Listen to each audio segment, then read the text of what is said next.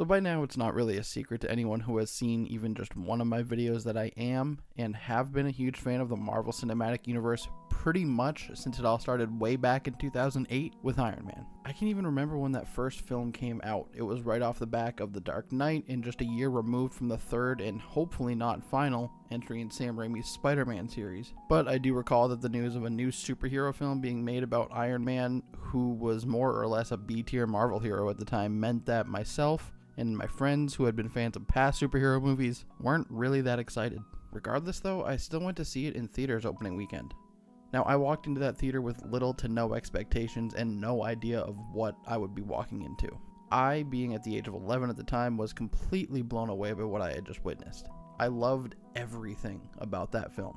Robert Downey Jr. as Tony Stark was perfect casting, and looking back on it now, that decision to make him that character might have been one of the best, if not the best, casting choice in modern film. That is until Chris Evans made his MCU debut as Steve Rogers in Captain America: The First Avenger.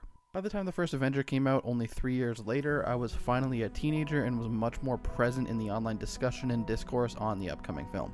I remember seeing people on both sides of the idea of Chris Evans playing the Star-Spangled Man with a Plan, which, if you know anything about the internet, or more specifically the superhero film fandom on the internet, that's a pretty common thing. Anyway, yet again, Marvel Studios absolutely knocked it out of the park with that film. Fast forward another 3 short years to 2014, and we get the release of Captain America: The Winter Soldier. Now, this film would go on to be one of my absolute favorites from the MCU, and I would even say that it's in my top 5 favorite superhero films of all time. Seeing a slightly darker take on the character than what I was used to was a much welcomed breath of fresh air, especially after following the campy fun comic book romp that was The First Avenger. Fast forward yet again to 2016, and we get to Captain America: Civil War, the highly anticipated film adaptation of the, in my opinion, very mediocre Marvel Comics event. After the somewhat boring follow-up to 2012's The Avengers, Age of Ultron was ultimately disappointing and to me felt like a bit of a reskin of the first film with a few characters thrown in. The only reason I bring up Age of Ultron at all is because Civil War honestly feels more like a true sequel to The Avengers than that film does. At the same time though, it also follows The Winter Soldier perfectly, touching on more political issues and some pretty hot-button topics which the Captain America films have become known for. Now, the next time we see Cap is in Avengers: Infinity War, since he was on the run with Black Widow and the Falcon after the events of Civil War. Him and his 2 friends show up to help with the fight against Thanos, and he ends up going head-to-head against the Mad Titan in Wakanda. Cut to Endgame, and it's been 5 years since the snap, and Steve is now running a support group for those who lost someone after the Wakanda fight. He's doing his best to help those in need, but he also feels a massive weight of guilt on his shoulders for not being able to put a stop to Thanos and his army. The film then goes on, and he is a key member of the team when the remaining heroes embark on their time heist, as Scott would put it, to try and gather the stones to bring everyone they lost back. And we all know the team was successful, but at the end of it all, someone still needed to return the stones to where they were originally taken from in order to restore all the branching timelines back to normal. Naturally, Steve, being the selfless hero that he is the one that is trusted with the task. I remember sitting in the theater when it got to the scene of Steve going back to return the stones with Hulk, Bucky, and Sam there awaiting his return. Upon a few rewatches of the film, it seems like Bucky most likely knew that Steve wouldn't be coming back, at least not in the way that we all had expected. Cut to the camera showing an old man sitting over on a bench with a big leather case on the ground next to him. Sam and Bucky walk over, and it's revealed to be an elderly Steve Rogers. He decided to go back and spend the rest of his life with his best girl. Cut back to Steve on the bench talking to Sam, and he puts the leather case next to him. Steve opens it, revealing the iconic shield. Sam picks it up, and Steve asks him, "How does it feel?" Sam replies with, "Like it's someone else's." Steve then responds back with a smile on his face, "It isn't." We then see a scene that MCU fans, but more specifically I, have been wanting to see for the better part of a decade. Steve and Peggy finally get to share their dance that he promised her way back in The First Avenger. By this point, sitting in the theater, I was already pretty emotional from Tony's death, so this just added on top of that. This, to me, felt like the perfect ending to Steve's story. He quickly became my favorite character in the MCU, so to see his arc finally pay off almost a decade after his debut in the franchise was marvelous. Pun totally intended, by the way. Now that brings us to this year, 2021, and the premiere of Marvel's second series on Disney+, The Falcon and the Winter Soldier. This series obviously takes place after the events of Endgame, and it is very much in line with what we have seen before from the previous Captain America films, but more specifically, Winter Soldier and Civil War. The series follows Sam Wilson and Bucky Barnes as they try to adjust to whatever the new normal is after the war with Thanos and his army. Sam would go on to struggle with whether or not he's worthy to carry on the legacy that is Captain America, and I'm here today to tell you exactly why this series is my favorite thing to come from the MCU in years. If I haven't already bored you all to death by explaining my thoughts on a good chunk of the MCU, then let me just start by saying, as much as I adore this show, and I do really think it is my favorite MCU thing in years, I do have some problems with it, but I'll get to those later. Now, WandaVision basically dominated the internet pretty much for the entire time it was airing, so many fans and YouTube channels would release a video following each episode, diving deep into the show, pointing out every Easter egg, every reference, and wildly speculating about what they think and what they want to happen in the future episodes. Hell, I even bought into some of the fan speculation at one point too. I'm not ashamed to admit that for a split second there, I believed that Evan Peters was the Fox version of Quicksilver. Anyway, I only mention this because the fan expectations and the weird way certain cast members would talk about what we could expect ultimately led to the show's ending being very underwhelming to me. Nobody liked what happened with Pietro and how he ended up just being a guy called Ralph Boner and they played that off as a dumb joke. I even saw some people annoyed with the fact that Agatha ended up being strictly the villain and not so much a mentor to Wanda like she had been in the comics. And then there was the big fight in the final episode. With how different and unique the majority of the series had been so far, I honestly wasn't expecting a typical Marvel movie fight with lasers, magic, and flying. But again, that's what we got. Now, there were a few redeeming qualities though. The Vision vs. Vision scene in the library, Wanda finally getting her Scarlet Witch costume, and Monica finally getting to show off more of her abilities. In the end though, I was pretty underwhelmed by the finale. I cannot say the same for this new series though. I remember how excited I was to sit down and watch the first episode. Like I said before, the Captain America films are some of my favorite films of all time, so I would say that I went into the series with some pretty high hopes. That premiere episode was everything I could have asked for. From the opening action sequence with Falcon flying through the desert and trying to save someone, to the small character moments with Sam and his sister trying to get a loan from the bank where the employees end up being a huge fan of Sam and the Avengers, but ultimately being denied, all the way to Bucky going to therapy and not really opening up about much of anything. But, I mean, come on, it's Bucky. What else could we really have expected? And how could I forget that ending to the first episode? After Sam had decided to donate the shield to a museum because he felt that he wasn't worthy to live up to the legacy of that shield, the government then turns around, finds their own Cap, and gives him the shield. The look on Sam's face while watching the news was heartbreaking. You could see just how let down he was with what he was seeing. Now, before you all freak out, no, I won't be discussing every single episode in the same amount of detail I did with the premiere.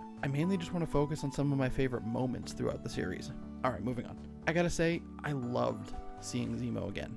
The fact that they actually needed the villain to help and take down the Flag Smashers was a bit tropey, but ultimately I liked how they handled it. I will say though that it did sort of come out of nowhere when we found out that he was a Baron. I mean, I know that's how it is in the comics, but there was really no mention of it in Civil War at all. We actually got to see Madripoor in the MCU. I honestly never thought that this would have ever happened, but god damn am I happy that it did. A neon crime-fueled nightclub of a city is an awesome set piece, and I loved it. I just hope we get to see more of it in the future. Also, Madripoor led to us meeting up with Sharon Carter again. I'll admit, I kind of forgot about her after Civil War, and it seems I wasn't alone. As far as we know, none of the Avengers or anyone from S.H.I.E.L.D. thought to look for her or try and contact her in any way after the blip. She was technically a criminal because she helped Cap previously, so she was on the run, but she ended up in Madripoor and became some kind of fake art saleswoman or something to earn a living. Now, she wasn't used in the show very much, but the direction they went with her character was a bit predictable and honestly kind of out of character compared to her previous showings.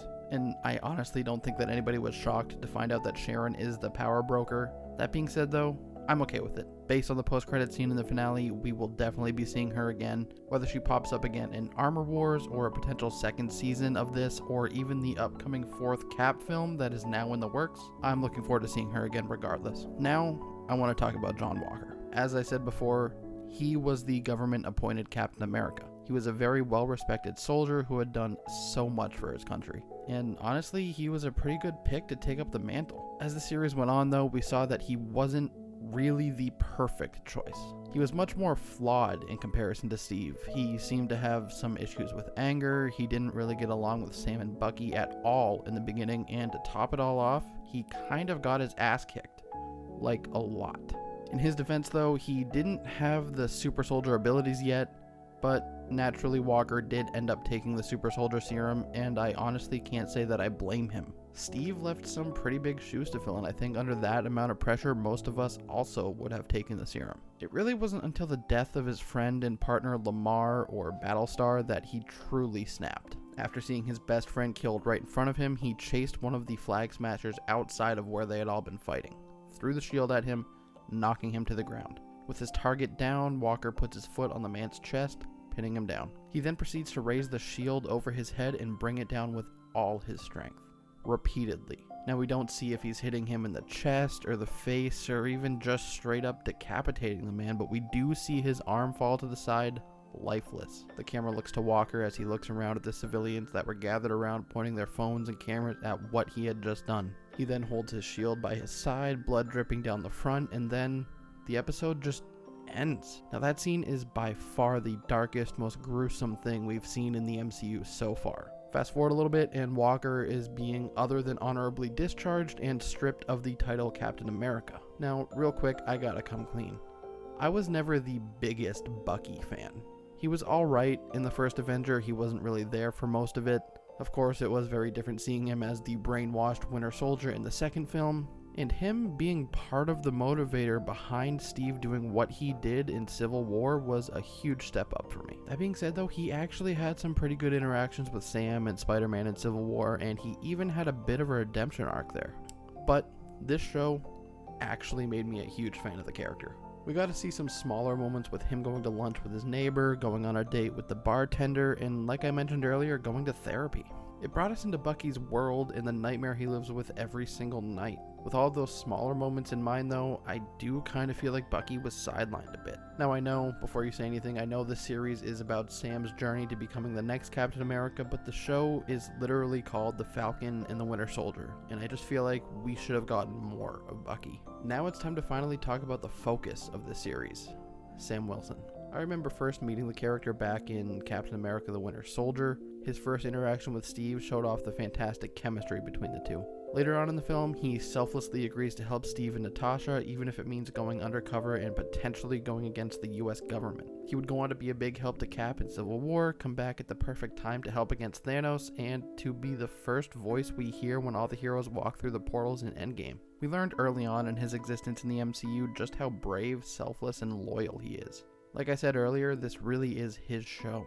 He is front and center for the majority of the series, and this is about his journey to get the shield back and become the hero he was meant to be.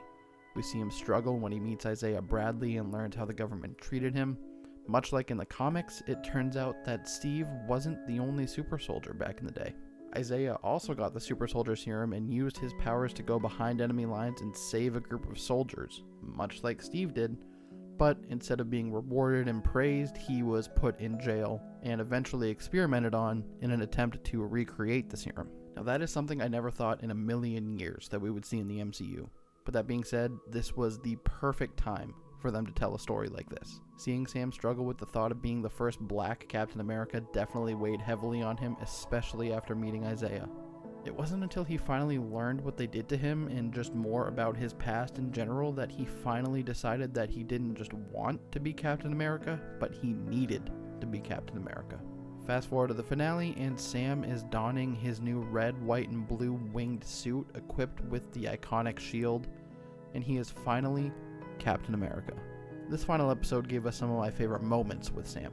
Using the shield against the helicopter while still using his wings to fly through the air was some of the best action I've seen in the entire MCU. His fight with Batroc felt earned and I loved it, except that it kind of felt like he was padding for time a little bit, but that's a whole different point. Even with all of that, my favorite moment of the entire episode was still Sam's speech to the senators after Carly's death. He hit on so many points that are very relevant today. I mean, hell, that moment actually got me to tear up a little bit. The quick shot of Bucky standing off to the side and the look on his face was perfect.